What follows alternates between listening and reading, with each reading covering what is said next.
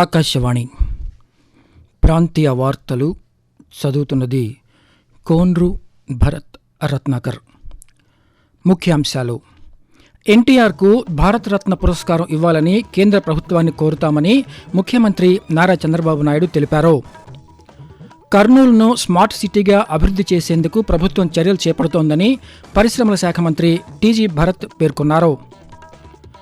మాదక ద్రవ్య రహిత సమాజ నిర్మాణానికి ప్రతి ఒక్కరూ సహకరించాలని ఈగిల్ ఐజీ ఏకే రవికృష్ణ కోరారు. రాష్ట్ర వ్యాప్తంగా బక్రీద్ పర్వదిన వేడుకలు ఘనంగా జరుగుతున్నాయి. వార్తల వివరాలు: ఎన్టీఆర్కు దేశ అత్యున్నత పౌర పురస్కారం భారతరత్న ఇవ్వాలని కేంద్ర ప్రభుత్వాన్ని కోరుతామని ముఖ్యమంత్రి నారా చంద్రబాబు నాయుడు తెలిపారు. గుంటూరు జిల్లా మంగళగిరిలోని తెలుగుదేశం పార్టీ కేంద్ర కార్యాలయంలో జరుగుతున్న మహానాడులో ఎన్టీఆర్ జయంతి సందర్భంగా ఎన్టీఆర్ విగ్రహానికి పూలమాల వేసి నివాళులు అర్పించారు. అనంతరం చంద్రబాబు నాయుడు మాట్లాడుతూ ముఖ్యమంత్రిగా ఎన్టీఆర్ సంక్షేమానికి పెద్దపీట వేస్తూ నిర్ణయాలు తీసుకున్నారని చెప్పారు.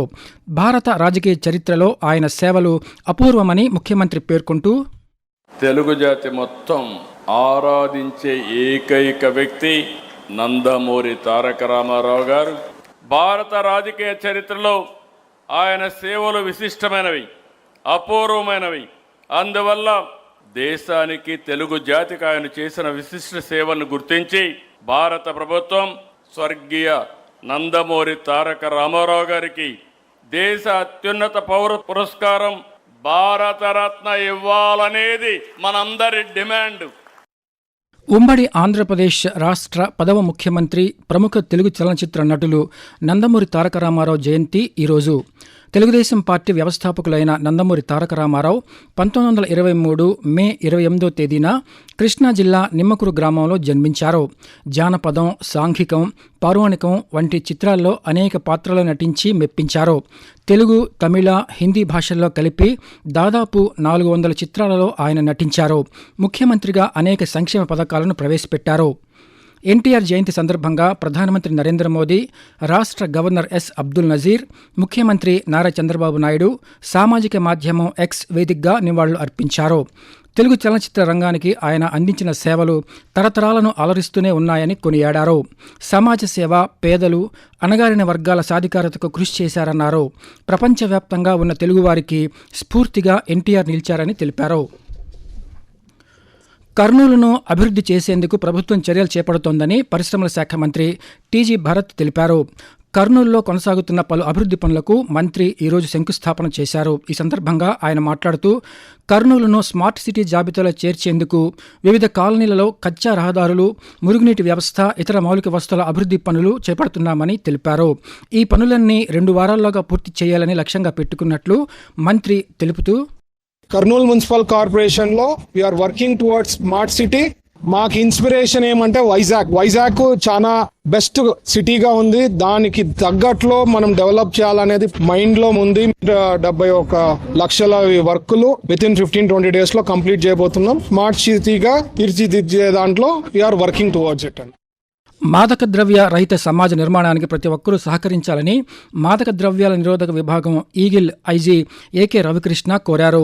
ఈగిల్ ఆధ్వర్యంలో పార్వతీపురంలోని ఒక వస్త్ర దుకాణంలో subscribe eagle social media and awareness కార్యక్రమం ఈరోజు నిర్వహించారు. ఇందులో భాగంగా మత్తు పదార్థాల దుష్ప్రభావాలు, సైబర్ నేరాలు, చట్టపరమైన పరిణామాలపై ప్రజలకు అవగాహన కల్పించారు. ఈ సందర్భంగా రవికృష్ణ మాట్లాడుతూ, యువత భవిష్యత్తును ప్రభావితం చేస్తున్న మాదక ద్రవ్యాలపై అప్రమత్తంగా ఉండాలన్నారు. మాదక ద్రవ్యాల అక్రమ రవాణా, వినియోగంపై సమాచారం ఉంటే 1972 టోల్ ఫ్రీ నంబర్కు తెలియచేయాలని సూచించారు. ఎబోలా వైరస్ వ్యాప్తి నేపథ్యంలో రాష్ట్ర ప్రభుత్వం ప్రత్యేక చర్యలు చేపట్టింది. విదేశాల నుంచి వచ్చే ప్రయాణికులపై ప్రత్యేక నిఘా ఏర్పాటు చేసి విమానాశ్రయాల్లో స్క్రీనింగ్ పరీక్షలు నిర్వహిస్తోంది. విజయవాడ అంతర్జాతీయ విమానాశ్రయంలో సింగపూర్ నుంచి వచ్చే ప్రయాణికులకు ప్రత్యేక స్క్రీనింగ్ పరీక్షలు చేపడుతున్నారు. ఈరోజు సింగపూర్ నుంచి వచ్చిన 183 మంది ప్రయాణికులకు వైద్య పరీక్షలు నిర్వహించారు. ఈ సందర్భంగా వైద్యాధికారి జితేంద్ర కుమార్ మాట్లాడుతూ, ప్రయాణికుల్లో ఎవరికీ ఎబోలా లక్షణాలు కనిపించలేదన్నారు. ప్రభుత్వ ఆదేశాల మేరకు ఈ పరీక్షలు నిర్వహిస్తున్నామని తెలుపుతూ, ఇంటర్నేషనల్ ఫ్లైట్స్ మంగళవారం, గురువారం, శనివారం, గన్నవరం వస్తుంది. సో ఇంటర్నేషనల్ ఫ్లైట్స్ వచ్చిన వాళ్ళందరూ కూడా స్క్రీనింగ్ అన్నది ఏర్పాటు చేశాము. 183 మంది ప్యాసింజర్స్ వచ్చారు. సో అందరినీ కూడా స్క్రీన్ చేశాము. ఎవరికి కూడా సింప్టమ్స్ అనేవి ఏమీ లేదు. సో ఒకవేళ కానీ సింప్టమ్స్ దానికి ఉంటే వీళ్ళని ఐసోలేట్ చేసి క్వారంటైన్ సెంటర్స్ ని మొదలేసి వేస్తాము. ఆకాశవాణి ప్రాంతీయ వార్తలు వింటున్నారు. రాష్ట్ర వ్యాప్తంగా బక్రీద్ పర్వదిన వేడుకలు ఘనంగా జరుగుతున్నాయి. ముస్లింలు మసీదులు, దర్గాలకు చేరుకుని ప్రత్యేక నమాజ్ నిర్వహించారు. ఇందులో భాగంగా నంద్యాలలోని భీమవరం రోడ్లో ఉన్న అల్పూర్ ఖాన్ దర్గాలో రాష్ట్ర న్యాయ, మైనారిటీ సంక్షేమ శాఖ మంత్రి ఎన్ఎండి ఫరూక్ ప్రత్యేక ప్రార్థనలు నిర్వహించారు. ఈ సందర్భంగా మంత్రి మాట్లాడుతూ బక్రీద్ పర్వదినం త్యాగానికి, ప్రేమకు ప్రతీక అని అన్నారు. దేశంలో శాంతి, సౌభ్రాతృత్వం నెలకొనాలని ప్రార్థించానని తెలిపారు. ప్రధానమంత్రిగా నరేంద్ర మోదీ గత 12 సంవత్సరాల్లో ప్రజాహిత పరిపాలన అందిస్తూ అభివృద్ధి సంక్షేమ కార్యక్రమాలను విజయవంతంగా అమలు చేస్తున్నారు. కేంద్ర ప్రభుత్వం అమలు చేసిన అనేక సంక్షేమ పథకాలను పూర్తి స్థాయిలో సద్వినియోగం చేసుకున్నామని పశ్చిమ గోదావరి జిల్లాకు చెందిన లబ్ధిదారులు తెలిపారు. జల్ జీవన్ మిషన్ ద్వారా త్రాగునీటి అవసరాలు తీర్చుకుంటున్నామని తణుకు మండలం దువ్వ గ్రామానికి చెందిన చింతా సుబ్బారావు తెలిపారు. మాకు గత కొన్నేళ్లుగా సరైన మంచినీళ్ళు లేక ఎంతో ఇబ్బందులు పడుతున్నారు. ఆ ఇబ్బందులు తీర్చే విధంగా నరేంద్ర మోడీ గారు తలపెట్టినటువంటి జలజీవన మిషన్ ద్వారా ఇంటింటికి మంచినీరు అందిస్తున్నారు. వారికి కృతజ్ఞతలు తెలియజేస్తున్నారు. అలాగే కిసాన్ సమ్మాన్ నిధి ద్వారా అందించే నగదు సాగు సమయంలో విత్తనాలు, ఎరువులకు ఉపయోగపడుతుందని లబ్ధి పొందిన రైతు కె శ్రీధర్ రెడ్డి పేర్కొన్నారు. అంతర్జాతీయ యోగా దినోత్సవం 2026 కార్యక్రమాల్లో భాగంగా విశాఖపట్నం తపాల డివిజన్ కార్యాలయంలో యోగాభ్యాసాలను నిర్వహించారు. కేంద్ర ప్రభుత్వ మార్గదర్శకాల మేరకు నిర్వహించిన ఈ కార్యక్రమంలో తపాలా శాఖ ఉద్యోగులు పాల్గొన్నారు. యోగా ద్వారా శారీరక ఆరోగ్యం, మానసిక ప్రశాంతత మెరుగుపడతాయని నిపుణులు వివరించారు. ఉద్యోగుల్లో ఆరోగ్యంపై అవగాహన పెంపొందించేందుకు ఇటువంటి కార్యక్రమాలు ఉపయోగపడతాయని అధికారులు తెలిపారు. అంతర్జాతీయ యోగా దినోత్సవం వరకు ఇలాంటి కార్యక్రమాలను కొనసాగిస్తామని విశాఖపట్నం తపాలా డివిజన్ వెల్లడించింది. శ్రీ పొట్టి శ్రీరాములు నెల్లూరు జిల్లాలో చేపట్టిన జనగణన కార్యక్రమాన్ని ఖచ్చితత్వంతో పారదర్శకంగా నిర్వహించాలని జిల్లా కలెక్టర్ హిమాంశు శుక్లా అధికారులను ఆదేశించారు. జిల్లాలోని ఆమంచర్ల, పొదలకూరు, విఘ్నేశ్వరపురం తదితర ప్రాంతాల్లో అధికారులతో కలిసి ఈరోజు ఆయన పర్యటించి జనగణన, ఓటర్ల జాబితా సమగ్ర సవరణ కార్యక్రమాలను పరిశీలించారు. ఈ సందర్భంగా జిల్లా కలెక్టర్ మాట్లాడుతూ జనగణన ప్రక్రియలో కేంద్ర ప్రభుత్వ మార్గదర్శకాలను తప్పనిసరిగా పాటించాలని సూచించారు. అదేవిధంగా ఓటర్ల జాబితా సవరణ కార్యక్రమాన్ని కూడా ఎలాంటి పొరపాట్లు లేకుండా పకడ్బందీగా నిర్వహించాలని అధికారులను ఆదేశించారు. పార్వతీపురం మన్యం జిల్లాలో 2029 నాటికి 100% వయోజన అక్షరాస్యత సాధించడమే అక్షర ఆంధ్ర ఉల్లాస్ కార్యక్రమం ప్రధాన లక్ష్యమని జిల్లా కలెక్టర్ ఎన్ ప్రభాకర్ రెడ్డి తెలిపారు.